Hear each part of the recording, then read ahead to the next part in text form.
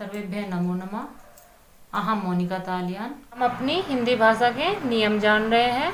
इससे पहली वीडियो में मैंने आपके हिंदी वर्तनी के मानकीकरण के कुछ नियम बताए थे। आज हम अपने उससे आगे वाला भाग करेंगे। यहाँ तक का भाग हम अपनी पहली वीडियो में कर चुके हैं। अब उससे आगे का भाग करेंगे। अरबी, फारसी या अंग्रेजी मूलक वे शब्द जो हिंदी के अंग बन चुके हैं और जिनकी विदेशी ध्वनियों का हिंदी ध्वनियों में रूपांतरण हो चुका है। यहाँ पर यह कहने का भाव है कि अंग्रेजी, फारसी और अरबी जो आपकी भाषाएं हैं उनके कुछ शब्द अब आपके हिंदी के अंग बन चुके हैं। अरबी, फारसी और अंग्रेजी भाषा के कुछ शब्द आपके हिंदी भाषा में ऐसे ही स्वीकार कर लिए गए हैं। उनके रूप में कोई भी परिवर्तन नहीं आया है। जैसे इन्होंने आपको बताया है कलम, किला, दाग आदि। यहाँ पर जो इन्होंने कुछ शब्द दिए हैं वह आपके अंग्रेजी, फारसी और अरबी भाषा के हैं, लेकिन उनको हम हिंदी में स्वीकार कर चुके हैं।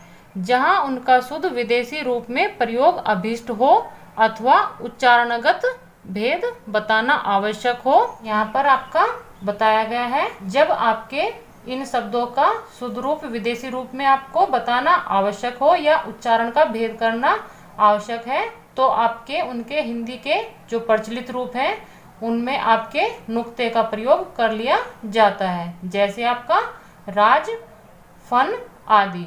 जो आपका राज बिना नुक्ते वाला शब्द है वह आपका हिंदी में प्रचलित है। आपको यदि वह अरबी या फारसी भाषा में दिखाना है तो आप उसमें नुक्ते का प्रयोग कर लेंगे। फन भी आपका ऐसा ही शब्द है। कुछ शब्द ऐसे हैं जिनके दो दो रूप बराबर चल रहे हैं।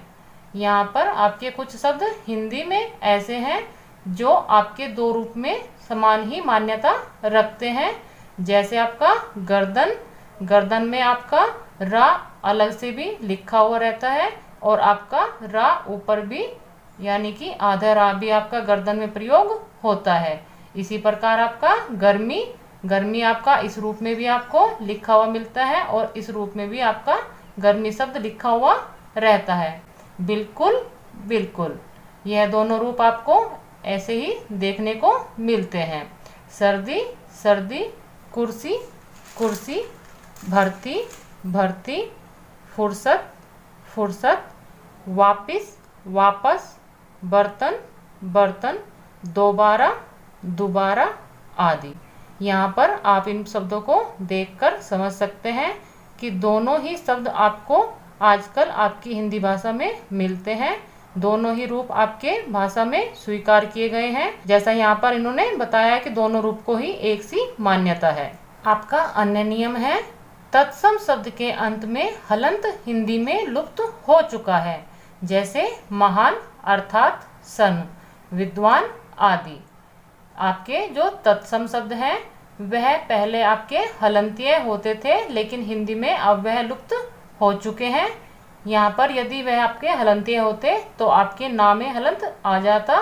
इसी प्रकार आपका सन में भी हलंत आ जाता और विद्वान में भी, लेकिन अब वह हिंदी में लुप्त हो चुके हैं। तो आप अपने शब्दों का रूप बिना हलंत के ही इस प्रकार देखते हैं। संस्कृत मूलक तत्सम शब्दों की वर्तनी को ज्यों का त्यों ग्रहण किया गया है। जैसे ब्रह्मा, चिन्ह, उर्ण आदि। जो आपके संस्कृत मूल के तत्सम शब्द हैं वह आपके हलंतीय के साथ ही स्वीकार किए गए हैं। इन दोनों नियम में आपका यही भेद है कि हिंदी में अब आपके हलंत का प्रयोग नहीं होता, लेकिन जो आपके संस्कृत से हिंदी में शब्द ऐसे ही स्वीकार किए गए हैं उनमें आपके हलंत का अभी भी प्रयोग होता है। गर्हित, दृष्टव्य, प्रदर्शनी, अत्याधिक, अनाधिकार आदि अशुद्ध शब्दों के स्थान पर क्रमशः गृहीत, द्रष्टव्य, प्रदर्शनी, अत्यधिक, अनाधिकार लिखना चाहिए। यहाँ आपको आपके वाक्य के शुद्ध रूप जो आपके हिंदी में होते हैं वह इन्होंने बताए हैं। हम अपने हिंदी में बहुत सारे शब्दों को अशुद्ध रूप में ही प्रयोग करते हैं। जैसे इन्होंने यहाँ पर गर्हित जो हम रा का प्रयोग करते हैं उसके स्थान पे हमें री का प्रयोग करना चाहिए। द्रष्टव्य में हम रा के स्थान पर री का प्रयोग कर देते हैं और प्रदर्शनी पे आपकी ई की मात्रा को हम अनावश्यक रूप से ही ले आते हैं। जो हम अपने शब्दों का उच्चारण करते हैं उसी के अनुसार हम अपने वाक्यों को लिख देते हैं, लेकिन वह आपके शब्दों का अशुद्ध रूप होता है। तो आप अपने शब्दों के शुद्ध और अशुद्ध रूप को भी ध्यान रखिए।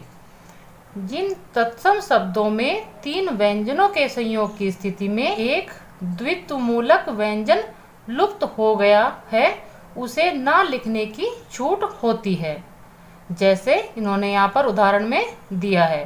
पहले आप इसको समझ लीजिए कि जिन शब्दों में आपके वे शब्द कौन से हैं जो आपके तत्सम शब्द होते हैं, यदि उनमें आपके 3 व्यंजनों का संयोग हो रहा है तो आप अपने द्वित्वमूलक जो आपके हलंतीय द्वित्वमूलक होते हैं तो आप अपने द्वित्वमूलक व्यंजनों का लोप भी कर सकते हैं।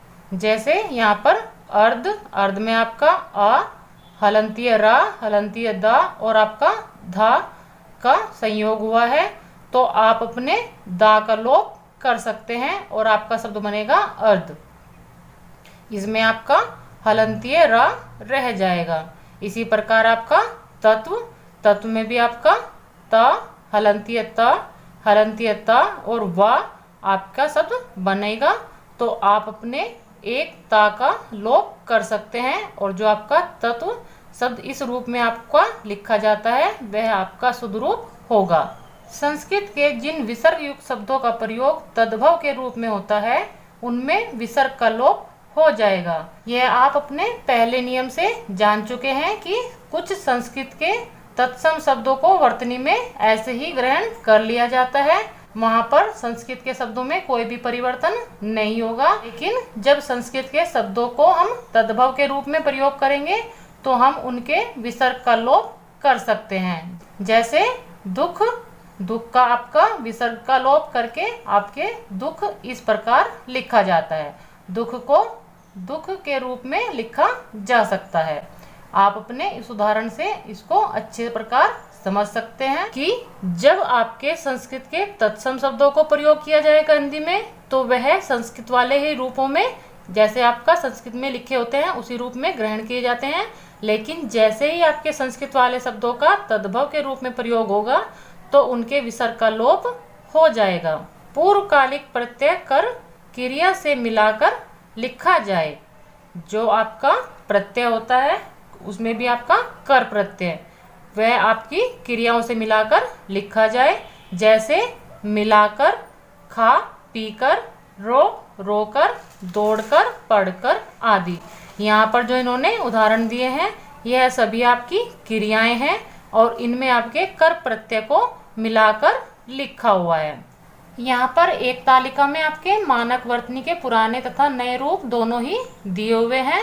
यहाँ पर आपका पुराना रूप दिया हुआ है, यह इसका नया रूप है। ऐसे ही आपका यहाँ पर पुराना रूप है, यह आपका नया रूप है। इसी प्रकार इस तालिका में भी आपका यह आपका पुराना रूप है और यह इसका नया रूप है।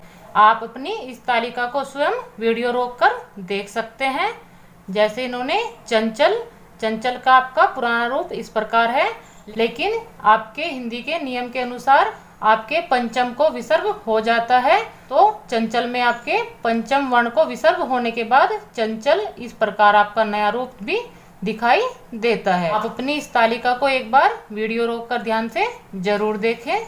हिंदी वर्तनी के जो नियम हैं उनको जानने के बाद अब हम अपनी हिंदी व्याकरण को शुरू करेंगे। अगली जो आपकी वीडियो होगी वह आपके हिंदी के पाठ के अनुसार होगी। जो आपका पहला पाठ है लिपि भाषा, उसके अनुसार आपकी अगली वीडियो होगी। मिलते हैं अगली वीडियो में। सर्वेभ्य नमो नमः।